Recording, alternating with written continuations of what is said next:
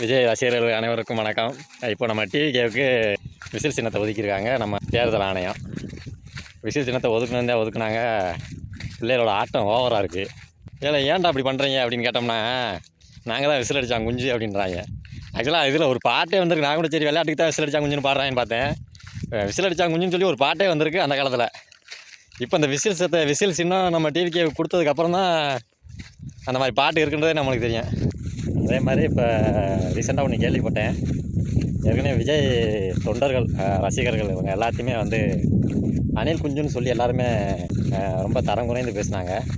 இப்போ அதுக்கு ஒரு படி மேலே போய் அந்த அணில் குஞ்சுன்ற அந்த ஒரு வாக்கியத்தை நீக்கிட்டு இப்போ விசில் அடித்தான் குஞ்சுன்ற அந்த ஒரு உயரிய பதவியை கொடுத்துருக்காங்க. ஆக்சுவலாக எனக்கு அதுக்கு அணில் குஞ்சே பரவாயில்ல அப்படின்ற மாதிரி தான் இருக்குது.